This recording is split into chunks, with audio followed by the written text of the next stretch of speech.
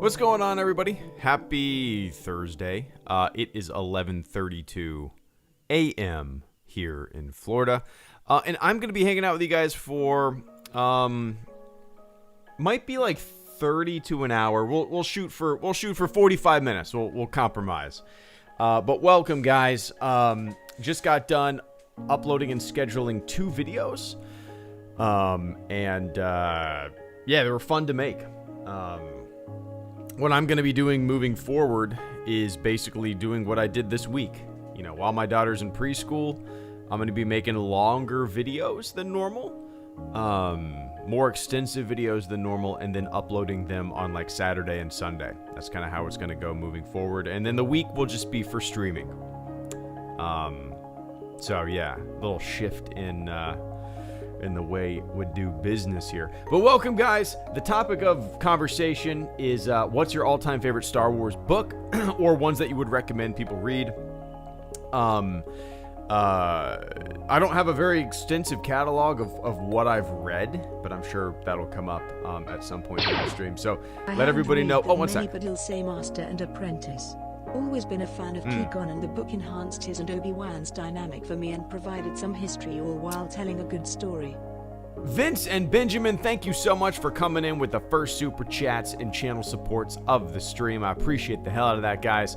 So yeah, I'll right off the bat, I'll tell you what my all-time favorite Star Wars book is at the moment. I've only read 4 new canon Star Wars books, so let's say my knowledge is pretty limited. But my favorite is Bloodline. Princess Leia, Ransom Casturfo.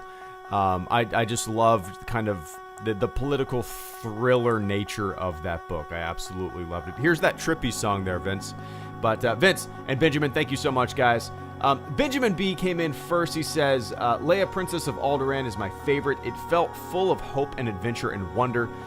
What Star Wars is to me. I also really fell in love with the Holdo series as a teen. She's basically Space Luna Lovegood. Interesting. The Leia Princess of Alderaan book has been on my radar for a while, mainly just because of how much I really love and enjoyed Bloodline. And, you know, Claudia Gray wrote both of them. She wrote the Leia Princess of Alderaan and also wrote Bloodline. Yeah, I loved Bloodline.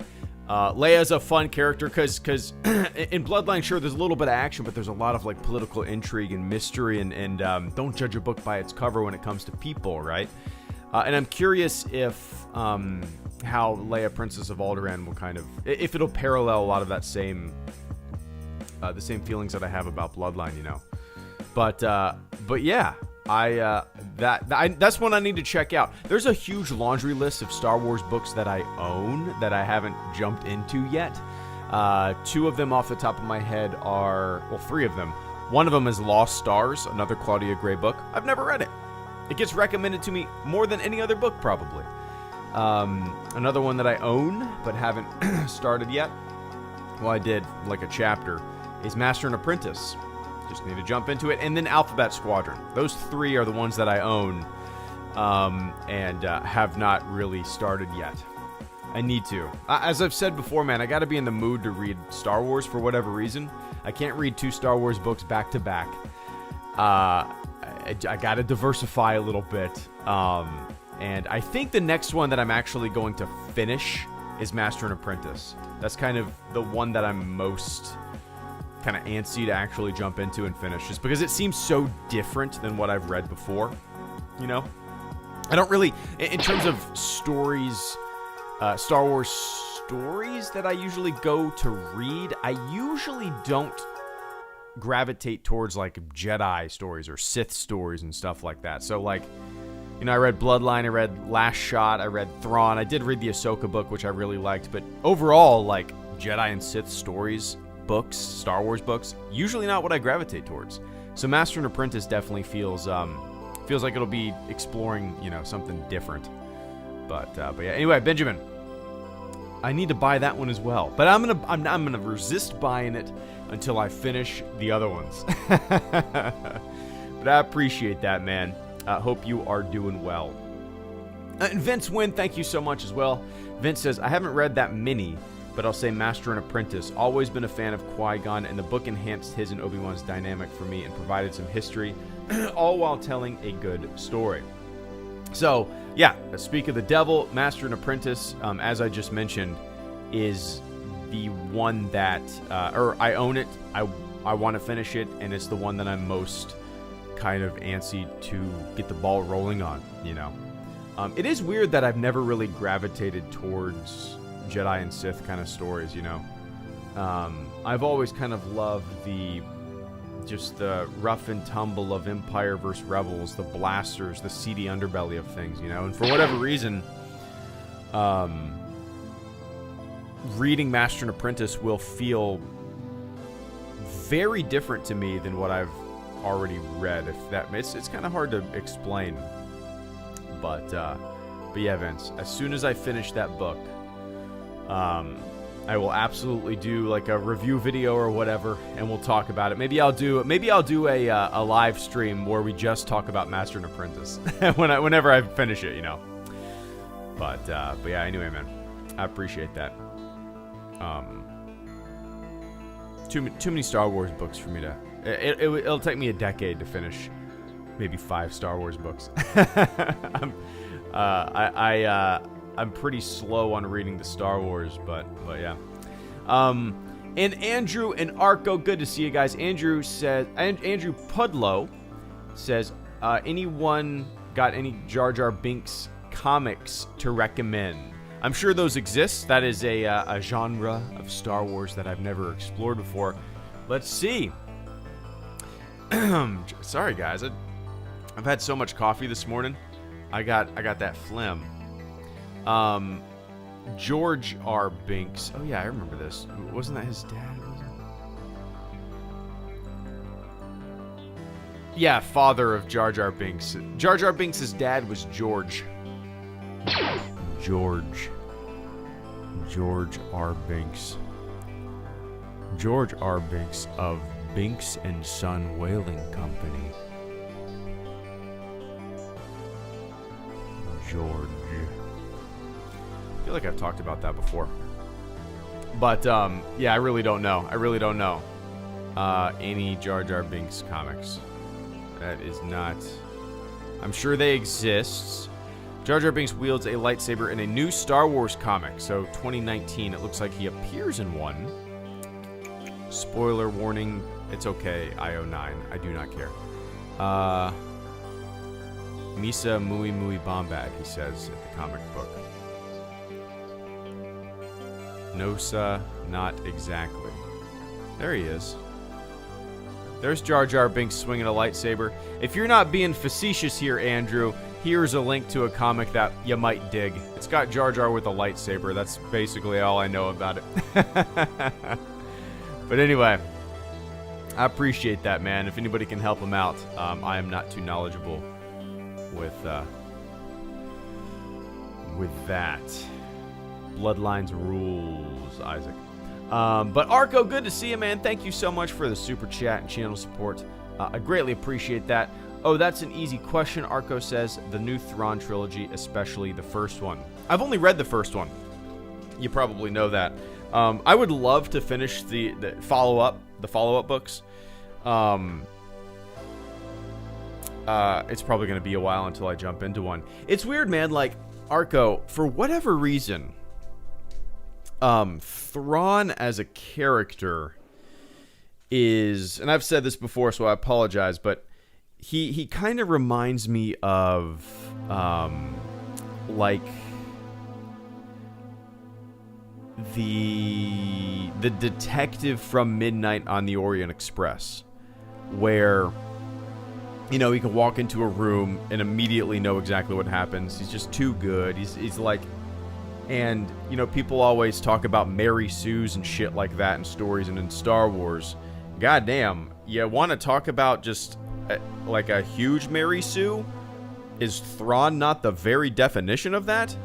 The guy is just an unwavering, impenetrable genius, a tactician. And that's actually kind of why he gets a little tiring to me when I was reading the first book. And don't get me wrong, I really, really liked it. I really liked the origin story of it. I really liked the beginning of the book and all that kind of stuff. It was really engaging, and well written and fantastic. Really, really enjoyed it. But I feel like he's better as like a side character because Thrawn is just too good. Oh, one sec. To check out the Ahsoka book. Feels like the Luke and Mara Jade storyline are the quintessential Star Wars books. I haven't read them yet. Benjamin B, thank you so much once again, man. Give me one sec. But yeah, Thrawn is like too good to the point of it. There's like no tension in the book that I read, at least. You know, I'm sure that will change with the other books that follow up, you know. But he's yeah, I mean, it's a great book, and he is a fun character, but at a certain point it was just kind of like, there wasn't much tension in the book, and Thrawn kind of he as a character got a little repetitive to me. I read Heir to the Empire, probably the last time I read it was when I was like 12. So it's been 22 years, and I know I got it at a book fair around that time too. Do they still do book fairs in school? Do they? I don't know. I miss book fairs, man. Book fairs were fun. It was like the best day of the year. It was like the best day of the year where like a caravan of books would come into the library, and there would be a station for Goosebumps or like a station for bookmarks, and it was awesome. I used to love going into the book fairs in like elementary school and stuff like that. Go in there and buy some. I don't know why. I'm feeling nostalgic for book fairs in elementary school. But yeah. Anyway, I appreciate that, man. I need to get on the ball and start reading some more Star Wars. But yeah. Bryce Chambers, thank you so much for the channel support as well. I'm hoping for a Moff Gideon series or book to show his rise to power in the Empire before the events of The Mandalorian. I always love a bad guy book. I dig it. Yeah, I would be very surprised if that didn't happen in the future. Maybe the distant future. Once The Mandalorian is finished, you know? There is no question in my mind, Bryce, that will happen. I mean, all of the other kind of subsequent material that comes out after films and whatnot, just, I don't know, to fill in gaps or fill in knowledge of maybe what you want to know about a character. There's no question in my mind that in the future we will get like a Moff Gideon comic series, or he will appear in a comic series or a book or something like that, right? Yeah. And at the same time, it would be great. I love all that subsequent material, but I'm not one to always need backstory. I'm not one to always need that kind of stuff. But I guess that's what's great about Star Wars, is that you can, if you do want that backstory, if you do want to know what the goddamn guy ate for breakfast 12 years ago, there's probably some information about it, right? So yeah, there's no question in my mind. Boils down to, Bryce, that one day we will get a Moff Gideon something for sure. How he acquired the Darksabers, probably going to be one of those things that is going to be explained in a future comic or something like that, right? But yeah, man. I've never read a bad guy book. Unless you count Thrawn a bad guy book. He's a little more nuanced and interesting than just like black and white bad guy. Everybody recommends the Dooku book or audio book to me all the time. That's probably something I need to get around to checking out, right? But yeah. Anyway, I appreciate that, man. And Benjamin B, thank you so much for the channel support once again. Benjamin says, I've been curious about the rise of Ren comics. Want to check out the Ahsoka book. Feels like the Luke and Mara Jade storyline are the quintessential Star Wars books. I haven't read them. I've never read anything with Mara Jade either. I actually read like an article recently about George Lucas hating Mara Jade. It was in a J.W. Rinsler like making of Star Wars book. Really interesting. I can't really remember what he said specifically. I don't know. It was really interesting. It was so interesting. I can't remember what it said. But yeah, the Ahsoka book, Ben, is something I would definitely recommend. I read it just kind of on a whim. I actually finished the book. I would like halfway through my Clone Wars watch, I would say. So I finished the book. Maybe like a year before I finished Clone Wars, the show. I already knew what happened, so it's not like I got spoiled, you know. But just by virtue of being a Star Wars fan, you kind of know things, even if you haven't seen or read them, just by osmosis, right? But yeah, the Ahsoka book was fun, man. The Ahsoka book is fun. It's I love the way it was paced out. I don't want to spoil anything, but it was very. How do I put it?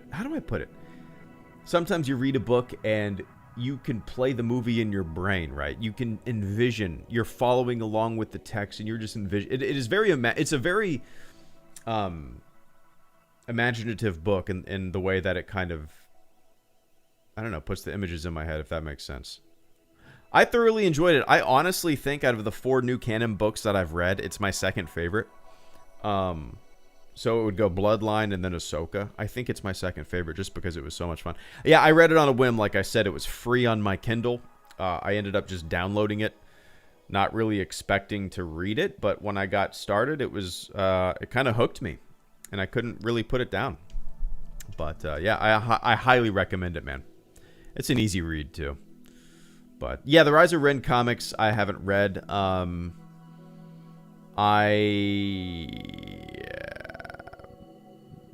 I don't know why I've never been able to really get into Star Wars comics, or comics for that matter. I mean, I've owned a bunch over the years. I used to have a bunch of like Superman comics was always my thing if I was going to get a comic. I still have a pretty decent stack of Star Wars. Well, I gave away probably 95% of my Star Wars comics.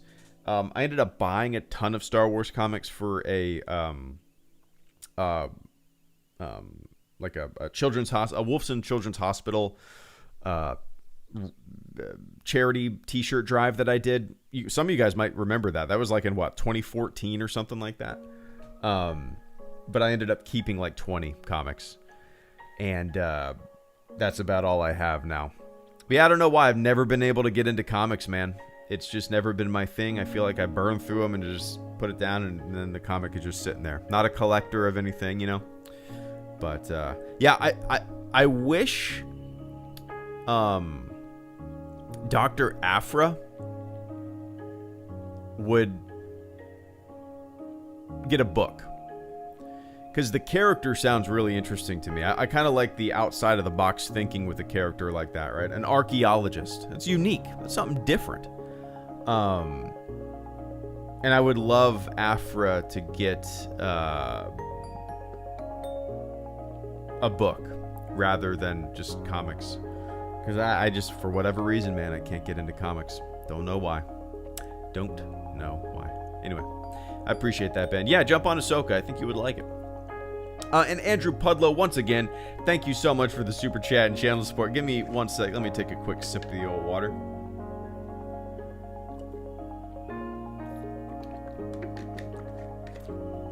Oh, I didn't realize that Aphra got an audiobook. Okay. Yeah, I'll check that out. Nice.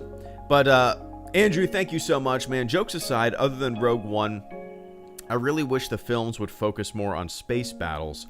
Well, let me read that again. I really wish the films would focus on more on space battles. Also, unpopular opinion. I hope Ahsoka and Rex, etc., don't come to season 2. Mando. I want new, not nostalgia. No, you kind of parallel my thinking there, Andrew, for sure. I always constantly harp on the fact that I want new. I don't want to constantly have to revert back to what we already know. I don't want to mulch over the same shit, as I always say, right? And the idea of bringing some characters back like Ahsoka and Rex, as much as I love those characters, the idea of bringing them into The Mandalorian, I mean, sure, maybe it'll be cool to see them. I'm sure the execution of it will be great, but the idea as a concept doesn't really excite me or interest me whatsoever, you know. What I loved about season 1 of The Mandalorian was how it stood on its own 2 feet and didn't rely and lean on what came before, whether that be characters or stories, you know. So, yeah, and what's really funny is that there has been no official confirmation, right? It's just always a rumor. It's been a rumor for a while. Andrew, what I found hilarious, I made that video like a month ago where Tamara Morrison's talent agency posted something online. It was kind of a spoiler and blah, blah, blah. And I was like, maybe this is some kind of unofficial confirmation, an oopsie-daisy that they did, right? And then the comment section of that video was like, we already knew this. We already knew that. No, you didn't. It's been a rumor. And how many goddamn rumors have there been? Thousands of rumors since 2012, Disney acquiring the franchise. Thousands of rumors that have come and gone and never amounted to anything and burned out to nothing, right? We knew this already. No, you don't. No, you didn't. But yeah, man, I kind of hope it's not true. How funny would that be? That so many people have gotten like so invested in the rumor machine that it doesn't happen. Like, how funny would that be, right? People get themselves so worked up expecting something that has been rumored, and then it doesn't happen. They'll probably bitch and moan and pitch a fit, right? But I think it would be hilarious. It would be like the best example of not trusting the rumor machine. I mean, there have already been countless examples of that over the past nearly decade of new Star Wars, or at least the acquisition of the franchise by Disney. But yeah, anyway, I appreciate that, Andrew. I'm kind of in agreement, man. Like, but it's all about the execution, in my opinion. Like, the idea of like Darth Maul coming back, right? The concept of it, whatever. I don't like it. I want new characters, right? But the way he was brought back in the Clone Wars, the execution of it was great, and it's kind of hard to deny that. So yeah, it's all in the execution, I suppose. Anyway, I appreciate that, man. And Mr. Stephen Wolf, thank you so much for the silent support there, Steve. Let me scroll up. Did you mean to type a message in there or not? Mr. Stephen Wolf, I see your message up there. I don't know why I can't speak this afternoon. Not too sure why it wasn't included, unless maybe you clicked send a little too early. I don't know how it looks on. Are you on mobile? I know some people have issues typing a message with super chats on mobile, which is weird. But Mr. Stephen Wolf, thank you so much, man. Steve says, which Star Wars ship / fighter is underrated / overrated? Oh, that's tough, man. Like, I don't think any of them are. I wouldn't call them. Wow, I don't know. Bigger doesn't necessarily mean better when it comes to Star Wars ships, right? Like the idea of a dreadnought or something like that. Cool. I mean, yeah, it's neat that it's huge, but whatever. I mean, maybe some people think that's awesome. Maybe that's a reason for me to say that it's overrated. My favorite Star Wars ship, Steve, is just a run-of-the-mill X-Wing. Maybe that is underrated, but it's probably the most nostalgic Star Wars ship, right? But if you were to ask a bunch of people what's their favorite Star Wars ship, let me ask the chat. What's your favorite Star Wars ship? I'm curious.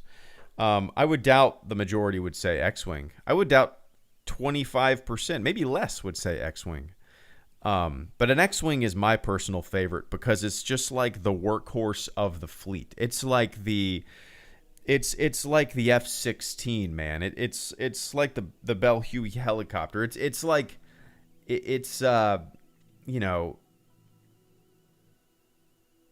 the fighter.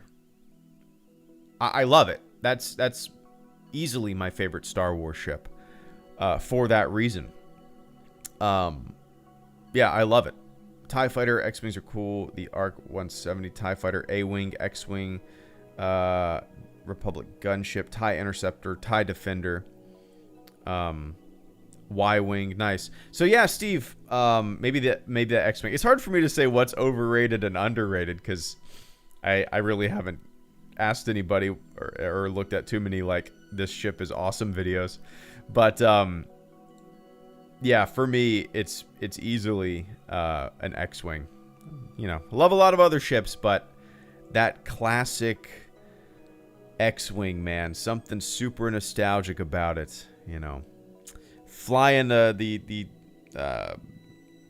X-wing around my house when I was a kid. The X-wing that made sounds. There was a button on the bottom, I believe. I still have it. I have it in the attic right now. But you could press on R2-D2, and the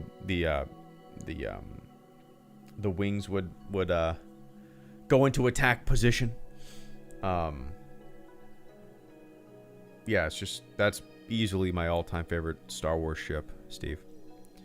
But yeah, anyway, I appreciate that, man. And Brad Neese and Accelerator, thank you guys both so much for the channel support. Brad says Afra's getting a novel. Oh, nice, man. Let me fix my microphone. There we go. This is the first I've heard of it. Dr. Afra book. Dr. Afra, an audiobook original revealed. Star Wars Dr. Afra Book 1. Oh, that's the comic. All right, let me read this little article. Maybe this will be informative to you guys, too. So, yeah, we were briefly talking about Afra earlier. I don't know anything about the character other than that she is an archaeologist, and I love that idea. It's kind of an outside-of-the-box, I don't know, type of character in Star Wars, right? And I love it as a concept. And I've never read any of the comics because I'm not a big comic reader, and I said... I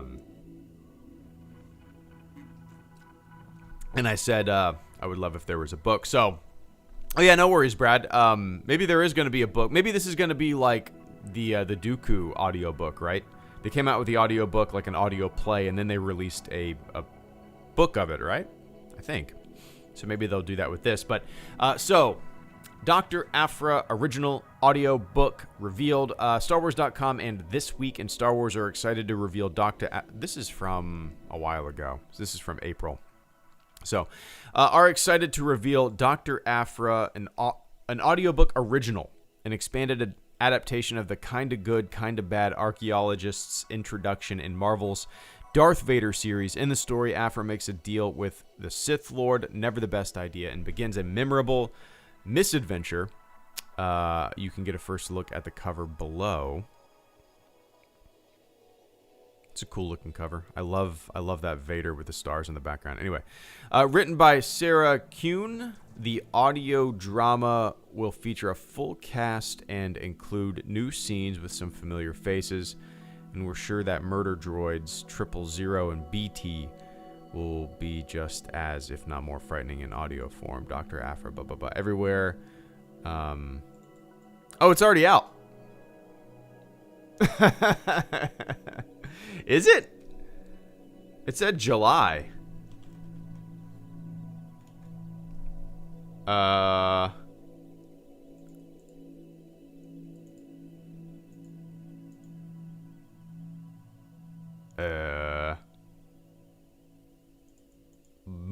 Yeah, it looks like it's already out, right? $0 with a free Audible trial.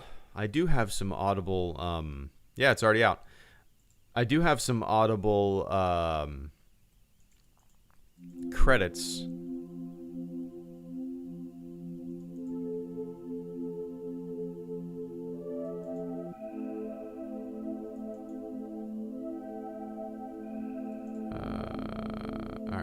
Anyway, I appreciate that, Brad. I'm going to keep this up and maybe use one of my Audible credits on the Afra audiobook. Did not know that it already existed, or that it was already out.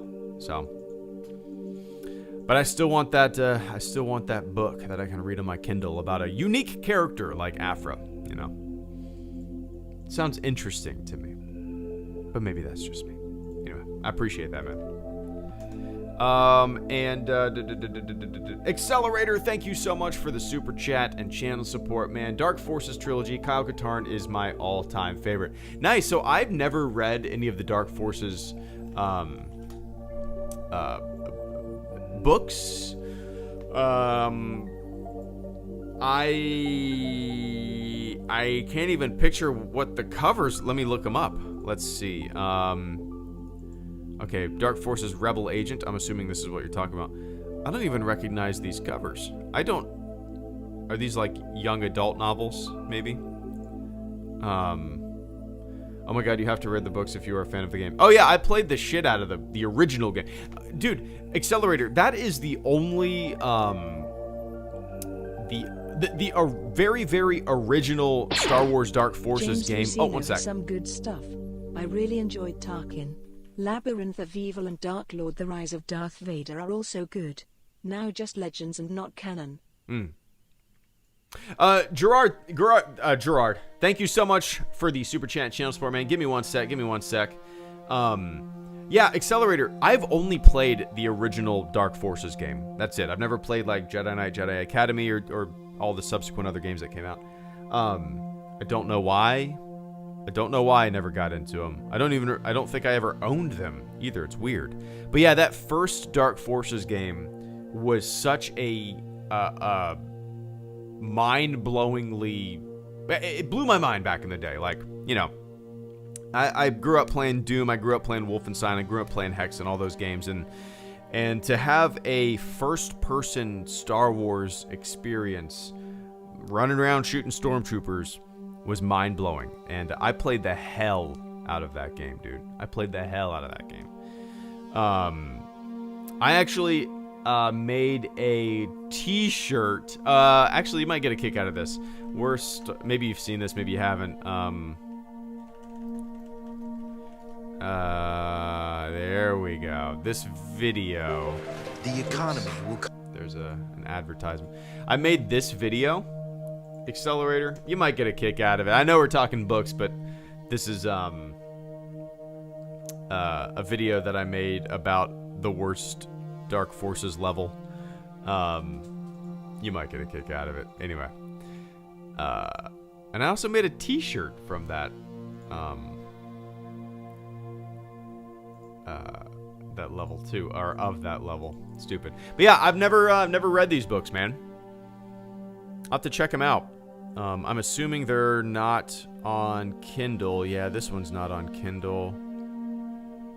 This one's not on Kindle either. Whoa! What the hell? Star Wars Dark Forces Jedi Knight paperback, published in 1999. The cheapest one is going used for $177. What? All right, I'm gonna look on eBay. Let's see. Dark Forces book.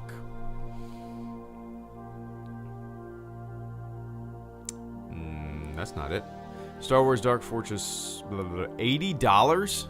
Star Wars Dark Forces Jedi Knight. I guess they are out of print. Wow, complete set of 3 books. So Dark Forces, the complete set, 3 books here. It has Soldier, what is that? Soldier for the Empire, Rebel Agent, and Jedi Knight. Going for these 3 books are going for $325. That is crazy, man. Whoa. Okay, so that is, whoa, just the Jedi Knight one is going for $92. Soldier is a fortune. Somebody's selling it for $15. They don't know how expensive these books are then. $86 for Jedi Knight. Goodness gracious, man, that is crazy. You can get, yeah, it looks like Jedi Knight is the most expensive. That's what's carrying, maybe it was the least printed. Interesting, man. I love going down these random rabbit holes. Here's another 3-book series or set for $200. That's crazy. Yeah, man, I love going down these rabbit holes of just random Star Wars stuff. It's really interesting. Yeah, maybe one day I'll be at a thrift shop and I'll see this. These 3 books, and the person selling them will have no idea that they are worth like $300. Anyway, I appreciate that, man. I have them on ebook, so I'm lucky. Okay, so what, like a PDF or something like that? Because I don't see them available on the Kindle.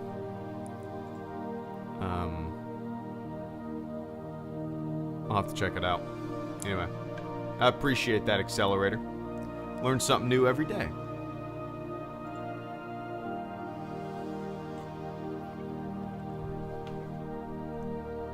Let's see the author. I'm going to look up the author.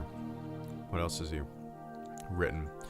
The same author that wrote those books wrote some Mass Effect books, wrote Halo books, wrote StarCraft 2 books, wrote a bunch of books, Sam McCade novels, Battle Hymn, wrote a bunch of stuff with really gaudy sci-fi mech armor covers.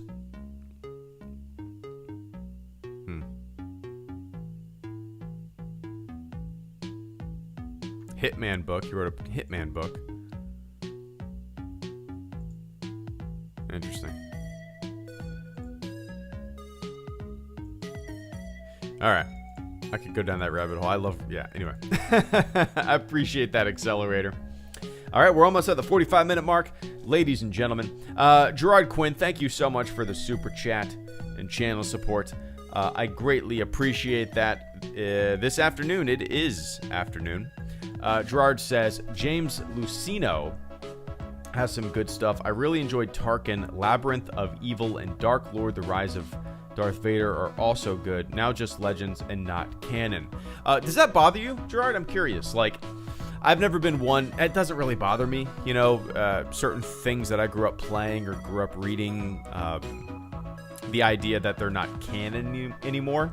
I've never really had that, I don't know, thing in my brain that makes me upset that it's not like officially declared canon. You know, I still love Shadows of the Empire forever and ever. It doesn't bum me out whatsoever. But yeah, the Tarkin book, that came out before The Force Awakens, right? Tarkin, James Lucino. Let's see. No, okay, so 2014. Yeah. I don't know why, man, but I never thought to read this book. Why didn't I think to read this?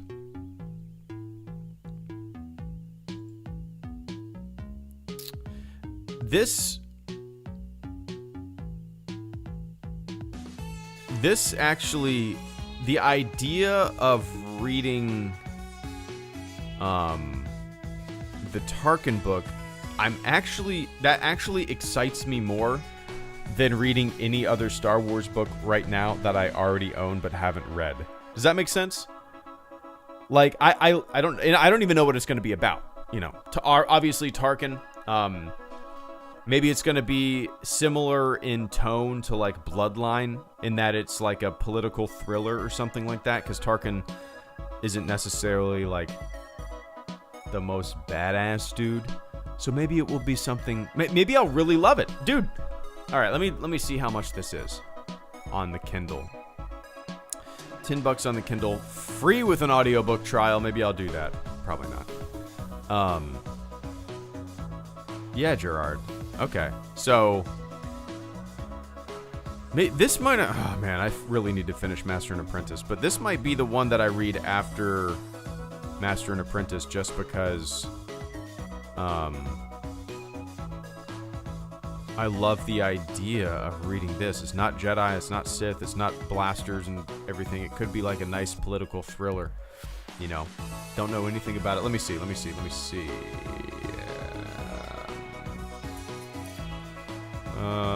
Where is the book description?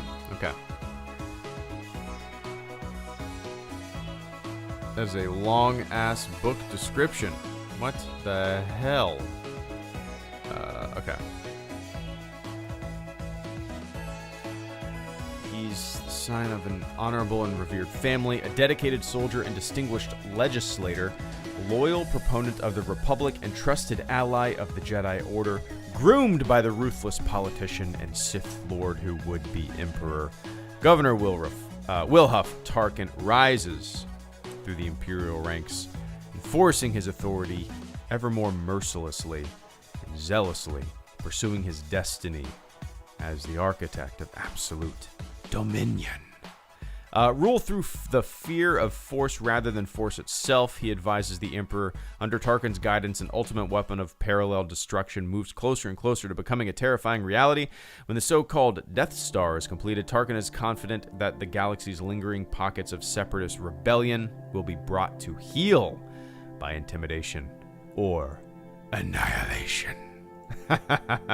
I dig it, man. Yeah, that might be the one that I read after Master and Apprentice. It sounds different to me. I like that kind of stuff. Like I said, my favorite of the new canon books is Bloodline, because it is that kind of like political thriller, and maybe the Tarkin book will be very similar to that as well, you know.